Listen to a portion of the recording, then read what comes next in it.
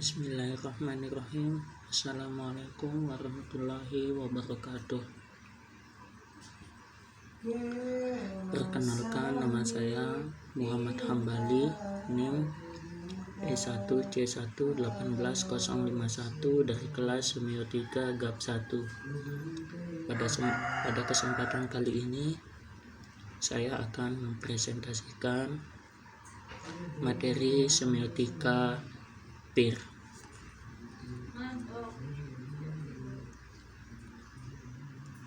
Kata semiotika adalah tanda atau penafsir tanda yang diambil dari bahasa Yunani, yakni semion atau sem.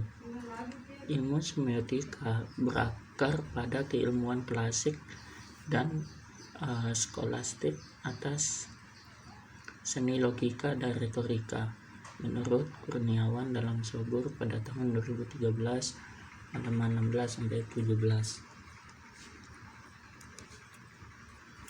Adapun dari pendapat para ahli, yakni Umberto Eco pada tahun 1976 pada bukunya halaman 12 mendefinisikan semiotika sebagai disiplin yang mempelajari segala sesuatu yang bisa dipakai untuk berbohong. Karena jika sesuatu tidak bisa dipakai untuk berbohong, sebaliknya itu tidak bisa dipakai untuk berkata jujur, dan pada kenyataannya tidak bisa dipakai untuk apapun juga. Sedangkan menurut Batnas dalam Martin tahun 2010 halaman 3, secara perspektif, objek semiologi adalah semua sistem tanda, entah apapun substansinya, apapun batasannya, seperti pada ritus, protokol, gambar, gerak tubuh, bunyi melodis, benda-benda, dan tontonan merupakan bagian dari sistem signifikasi pertandaan dan bahasa atau language. Lalu semiotika mempunyai 3 bagian, yaitu tanda. Tanda itu sendiri maksudnya adalah konstruksi manusia tentang studi berbagai tanda yang berbeda. Yang kedua, kode atau sistem, memiliki fungsi sebagai mengorganisasikan tanda. Dan yang ketiga, kebudayaan tempat kode dan tanda bekerja, memiliki ketergantungan pada tanda dan kode untuk bentuk dan keberadaannya, menurut John tahun 2007 pada bukunya halaman 60. Kita berlanjut ke model semiologi PIR. Dalam model semiotika terdapat 3. Yang pertama, reference statement, bentuk yang diterima oleh tanda atau berfungsi sebagai tanda. Yang kedua, interference, lebih menunjukkan makna.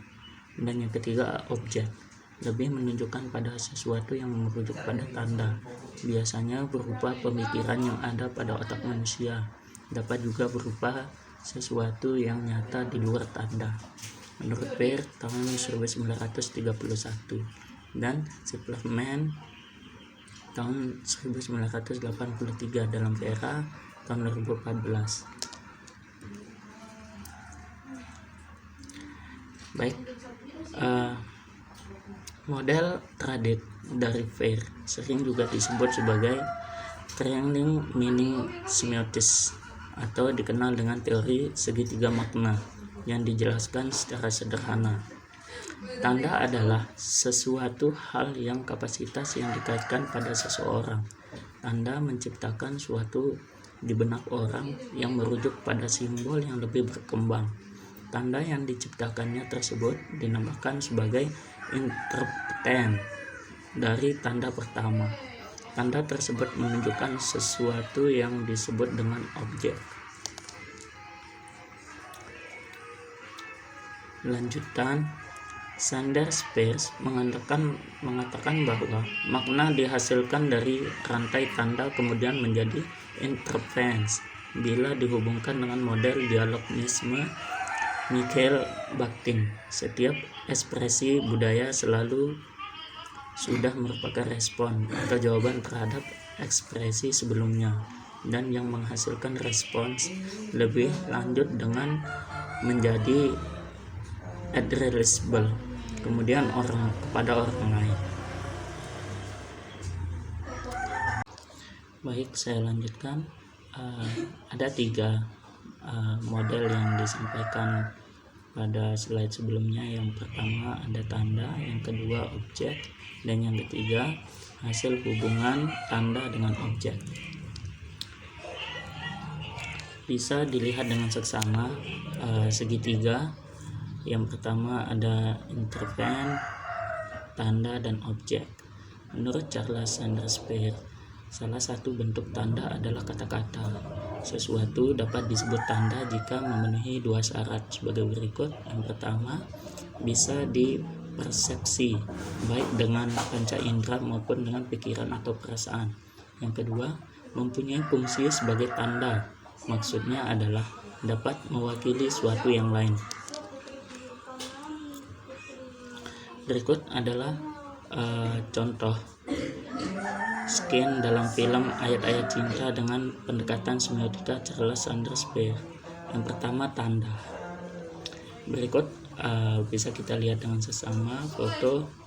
Lalu yang kedua, objeknya. Objeknya Fahri sedang menunaikan sholat di dalam kamarnya dengan khusyuk disertai dengan doa penuh harapan.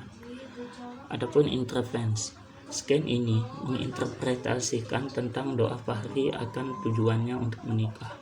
Melalui surat yang dia terima dari mahasiswi Al-Azhar, Fahri meminta pertolongan Tuhan untuk segera dikirimkan jodoh yang tepat untuknya. Maka dengan hal itu Fahri bisa melakukan semuanya selama sisa hidupnya di dunia. Fahri dikenal baik hati di kampus dan menjadi ketua organisasi di kampusnya. Harapannya semoga bisa terlaksana dan kehidupan Fahri tidak selalu dikepung oleh hawa nafsu.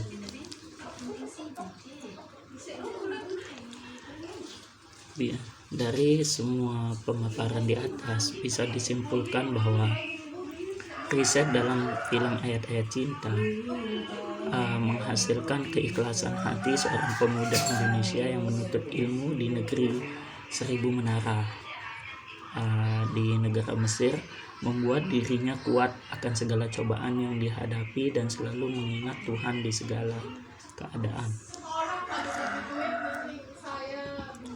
Cukup sekian presentasi dari saya, kurang lebihnya saya mohon maaf. Wabillahi taufiq wal hidayah. Wassalamualaikum warahmatullahi wabarakatuh.